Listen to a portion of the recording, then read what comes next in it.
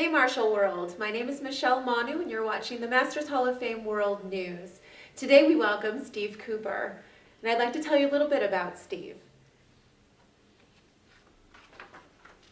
Steve is a retired aerospace vice president of quality control and manufacturing efficiency expert. In 2002, Steve opened Surf City Karate in Huntington Beach, California. He is a 5th degree black belt in Ed Parker American Kenpo under Bob White and the AKSC. Steve still competes in national, international, and world event tournaments. He earned 2 international titles in black belt sparring at the Ed Parker Internationals in 1998 and 1999. He has won national and international titles in weapons, forms, sparring, team sparring, showmanship, demo team, and self-defense. Steve is best known as the promoter of the Long Beach Internationals from 2004 to 2014. He is also known for his abilities to teach Kenpo, especially his kids program and women's aware programs. Steve is the founder of the Sports Martial Arts Association, SMAA, and owns SMA Events, an event and expo production and promotion company. SMAA has worked with the Disney Martial Arts Festival for 5 years, Sony Pictures, the Karate Kid competition, where Steve served as the chief administrator and consultant. He has worked on films with Philip Reed, James Liu, and Benny Urquidez.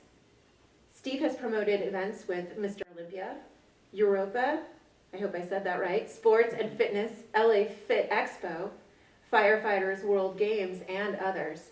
As a sponsor of Team International for 8 years of competition, Steve's team became the #1 team 5 years straight on the NBL circuit and is also well respected as one of the top teams worldwide.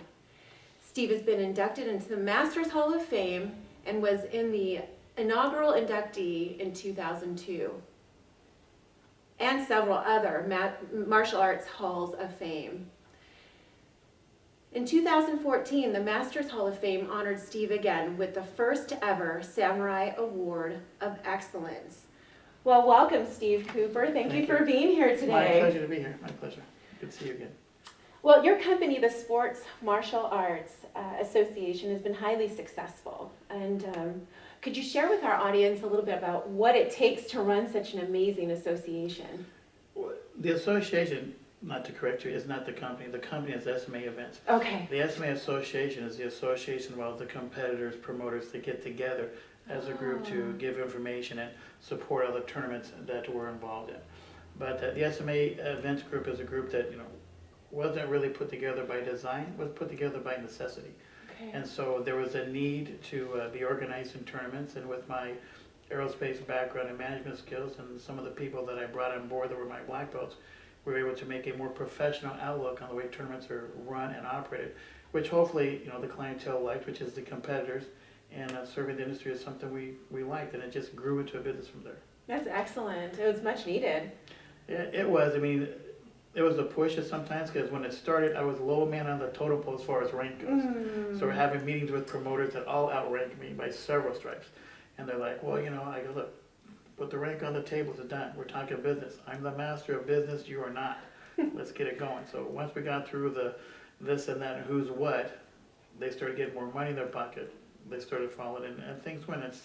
It's been very successful. We've been able to we produce or help produce about 25 to 30 tournaments a year. Oh, excellent. Several of them we own ourselves or a piece of. Other ones we do for other people for free or for a slight fee to help them grow. And the old saying goes is, if I can make you grow, then I myself will grow along with you. And so I think that's the key to why we get accepted so well when we walk into other places, and we've grown the way we have. Well, we've had a couple of interactions as far as business, and I find you to be a very, very awesome businessman, which I think is missing in some of the martial artist leaders we have today. But what would you say, Professor Cooper, would be, I'd say business Professor Cooper, what would be your main ingredient for your success with the Sports Martial Arts Company? A good group of people working with me. You're only as good as your weakest link. I learned that from business. If I didn't have executives underneath me getting their job done, then I would have to fill in the blank. So I, as the master statistician, strategize and plan out what we're going to do. I have to find the right people to implement where we're going. I'm very lucky. One of my close associates, Melinda Odie, you know her as Mo. She's one of the best-known female promoters. Okay, her day job is that she's an internal auditor for the Boeing company. Oh wow! So She's they're very detailed. they're along, right? They're along Yeah. brings on the professionalism and Mhm. anal attentive to detail What's situation, needed. but it's needed. It's Yeah. needed. Another one of my black belts, Chris Kirby, my CFO, has a master's degree in nuclear energy and physics. Wow. Another educated professional person, which, not to put any of these martial artists down, but a lot of the old school martial artists, they're just that. They're great martial artists. Yes. They're not great businessmen, and they don't keep up to date with new things. So Yes. we move forward. One of my greatest strengths is we created one of the greatest online registration systems about 12 years ago. No one even had it when we created it. Right.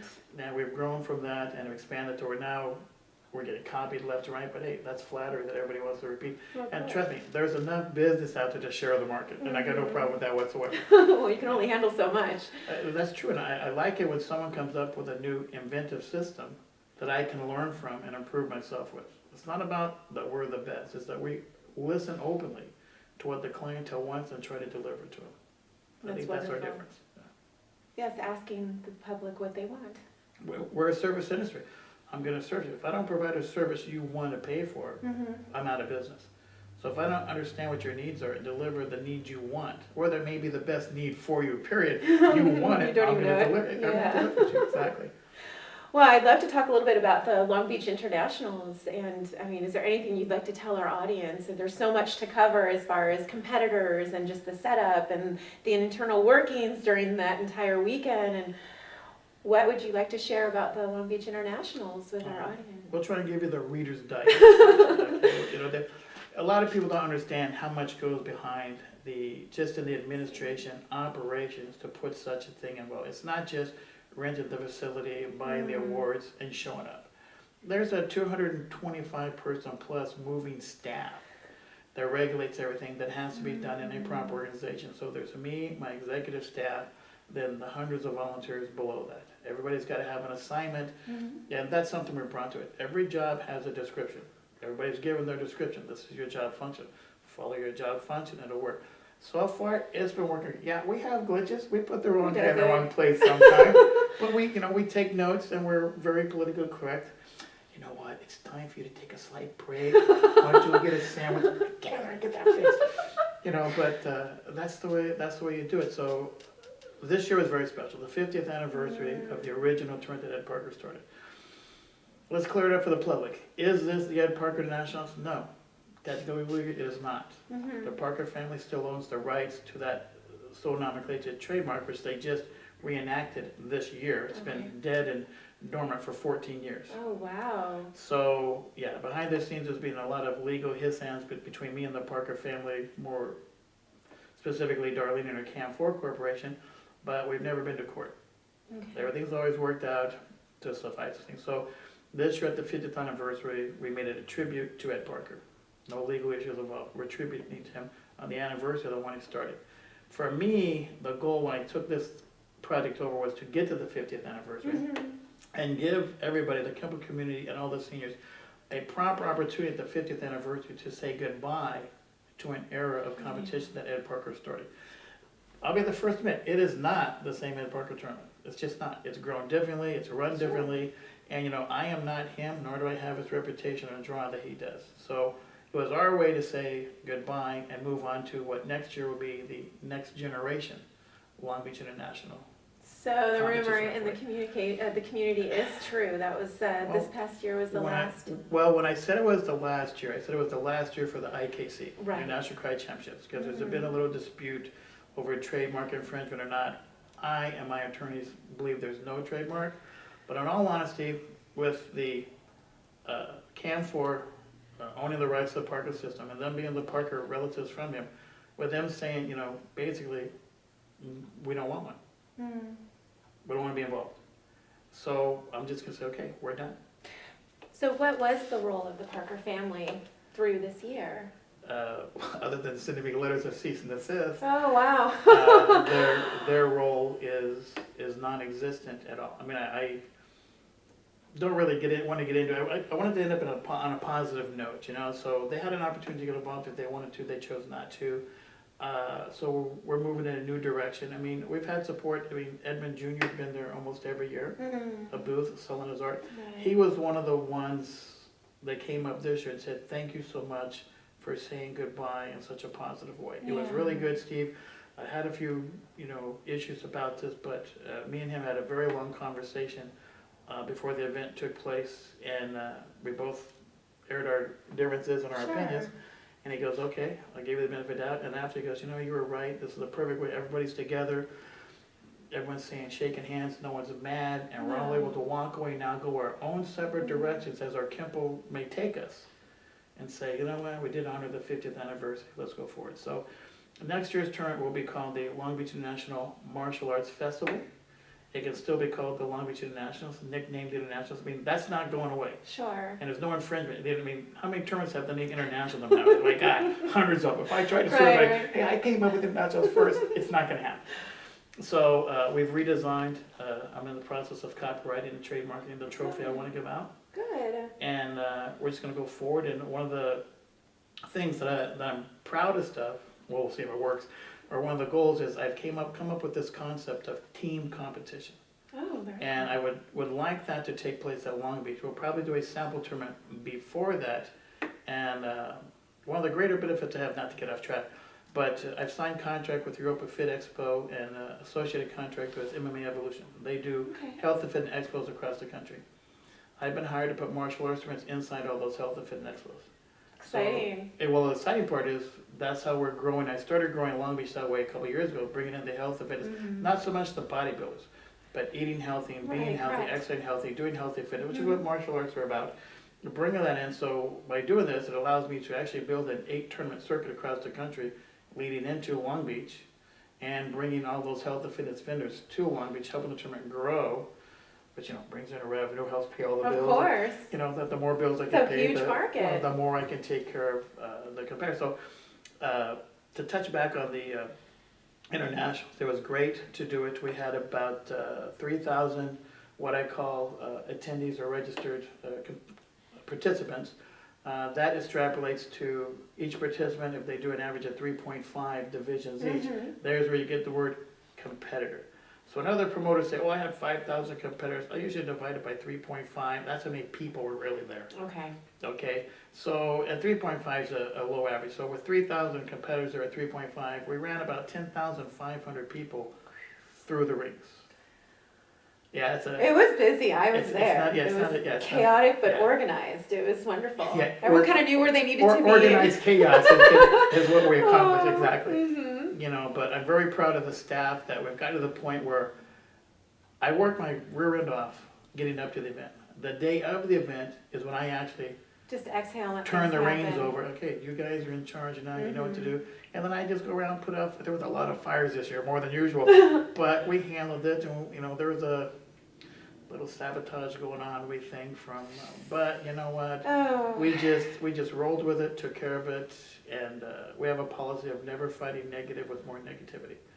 Someone bad mouths me, we just, okay, let's chirp in, we walk away. It's better off to ignore sometimes. We're not going to get into discussion out of it and make a big fight out of it. We just, it's not worth the negative effort. I'd rather walk away, move forward in a more positive direction, which I think is what we're doing. Great. I'm very excited about next year. So back to this whole team scenario situation. As a promoter, sure, you want to make money in an event. Who businessman does not want to? But what martial arts are missing, and you've been there, to other tournaments, we don't have an audience. Right. Our audience is nothing more than the parents of the people competing. So in order for martial arts to become a verified sport, in my personal opinion, we have to have an audience. Why can't you get sponsors for tournaments? Where's their exposure? Where's their audience exposure? You don't have it. So by doing this team concept and hopefully get into the collegiate competition circuits where I want to go to, it opens up 2 avenues. One, an audience, booster clubs from the colleges and schools will come support the event. And my greater value is once it catches on, the possibility of there being a college scholarship for education for martial artists. That's wonderful. You know, I've got a lot of guys on my national team. Why did I lose them? I lost by the age 17, 18 because they're chasing that academic scholarship. Why wouldn't they? Or they're playing baseball or soccer and they're getting that soccer scholarship. I mean, you got scholarships to go to college for water polo. Is there a profession in water polo? field hockey. No. Is there a profession available in martial arts? There is, but martial arts doesn't have a sport exposure. We're not in the Olympics other than Taekwondo. Right. Who's going to make a living being a Taekwondo fighter? It's just not going to happen. Fighter. Very few people.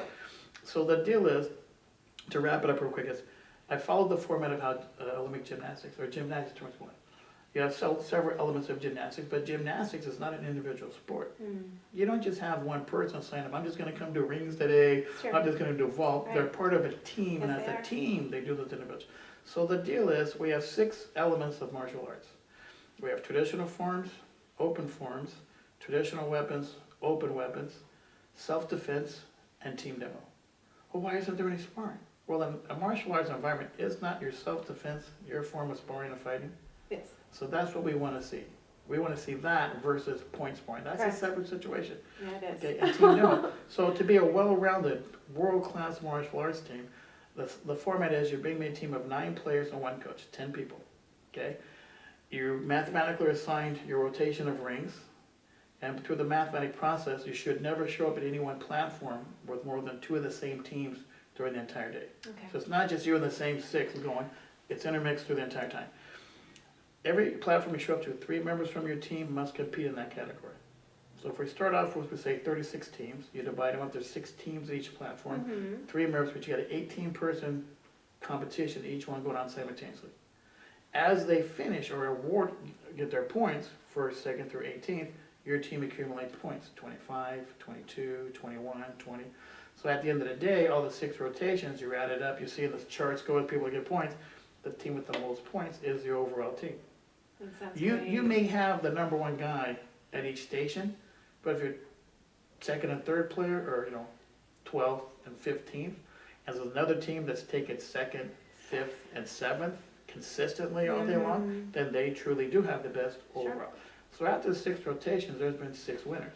Those 6 winners will come back to those platforms, compete for individual prizes in that category, bonus points for their school. After those 6 champions are made, they would compete for the overall title, who would beat all stations of the situation, other than the team demo. If it works out right and the point system's right, hopefully at the end of the day, whoever wins the runoff for best team demo would accumulate enough points to win the overall. That I can put on stage for the final show. The 6 demo teams going battle head to head. That's what people watch. I think this allows me something to go to television for. The first people I pitch this to are on it. They go, dude, we think we want to be in, we want to produce, we want to do this. So we're still talking Excellent. to different cable things and then putting it together. So the next phase to make this work is we're sending out invitations. By the time this airs, the invitations have already been sent out. Wonderful. And we're going to send out invitations to 100 community colleges first versus the universities. I think we got a better chance of reaching them and putting an 8-man team together at community college. The first 36 that answer get to compete for free. We'll throw up a little prize money. We'll do it as a free situation, and we'll film it, run it. But I can just see it now, in my opinion, a nice color commentator like you at the side there going, well, you know what, we've got the American Kenpo Dream Team here. They're going up against Team Paul Right. Mitchell. Oh my God, here comes Ray McDaniel and Team All-Stars. This is going to be It's interesting. exciting. An all-Kenpo team going up against a team that has a Japanese Okinawa player, they've got a Wushu player, and that looks like a Taekwondo guy on their team. So they're doing 3 different types of forms. They're still doing 3 only Kenpo. It's going to be interesting how the judges look at this. And then finding a judge, who would not want to volunteer to be one of the judges? No, you'd have a slew of To be, people. and it's yeah. very simple because I just need 5 judges of each different style. 1 Chinese judge, 1 Japanese judge, 1 Kenpo judge, 1 sport karate judge, 1 Taekwondo judge, and you put them in there, and to make it interesting, you throw in a celebrity judge, Don Wilson, Cynthia Rothschild, to give it a little flavor, and there you go. Now we have a bona fide sport. It's You got funny, it's audience. like the ingredients are the same, but it's just a different recipe. It's a Exactly. different presentation, but it's definitely more, It's the same, Professional, it's the yeah. same formula, like you said, same recipe. Instead of Yeah, building same a chocolate ingredients. cake, we're building, Chocolate we're cupcakes. building chocolate right, cake. yeah. But I think it has legs, and it's a format that legally we've checked, we can't trademark or copyright. So yeah, somebody could come in and beat me out with more money and make it happen. But in all honesty, if it works, I would still be happy as a pig and poop Right. because it worked and someone else made it work. It's my idea going forward. And in all honesty, I know a couple guys that have really been trying hard to get karate into the Olympics. Mm-hmm. My opinion, this is how martial arts should be portrayed in the Olympics. Overall, not just the Taekwondo sparring, Right, not just the right. Japanese style of traditional fighting, Mm-hmm. but the overall essence. I mean, could you not see, do you think Korea would not field the national Taekwondo team?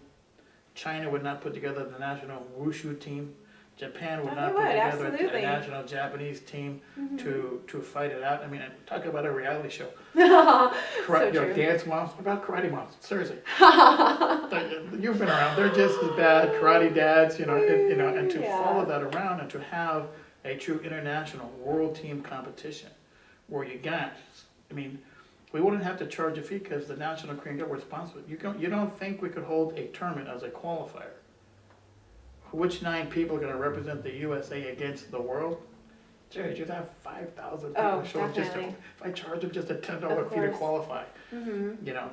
That would be the thing, and I think that would be the next wave to go. You have your team competition, plus you have your individual stuff going on as well for the Sure, amateur. of The underdog course. still have to, but this would give you something as a martial artist to strive for. I want to represent. That's the USA. wonderful. I want to represent the USA. Even if it didn't ever get to the Olympics, just to be able to. I mean, there are a couple bodies out there doing world type team events, but not in this fashion. It's just a team of individuals, and then you count up the medals at the end. Oh, that's great. That's very exciting stuff, That's Steve. great, but I think that the whole team thing for martial arts, that's my baby. That's my goal. To hopefully, find a couple sponsors that are interested in, and otherwise, just wait till Uncle Koopy saves all this money up, and then. Well, I have no I'll doubt pay that for you're it. going to find those investors, and you're going to have a lot of interest, and we'll be following you. Well, the Masters Hall of Fame, right there, the Master alumni. Look, hey, any alumni out there wants to get involved and has a connection to a couple sponsors. Because, in all honesty, it's not that expensive to get the ball rolling. It's just so you're willing to wait long enough till it rolls and how big a payday you want on. But technically, Right. I don't really need a big payday. Structure is so important in putting Yeah. something together. I've got like all the this. rules right down. people, I've got everything ready. rules, yes. So we're good to go with the entire platform. It's just picking the judges. The venue would not be that hard to pick.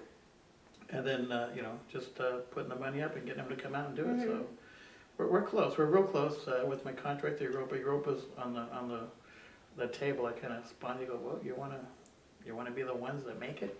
Because the ones that put it together are the ones that are going to be remembered. They're the course. ones that started. Definitely. So, I mean, that's a lot of publicity right there.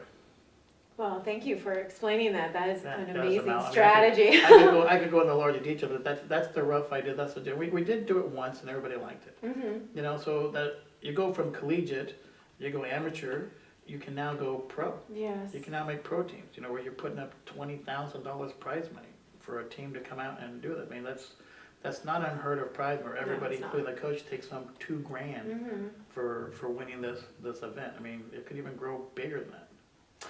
Well, you've heard so much from Steve, and I wanted much. to ask before. No, that's why you're here. What is something that our audience wouldn't know about you? They used to have long blonde hair.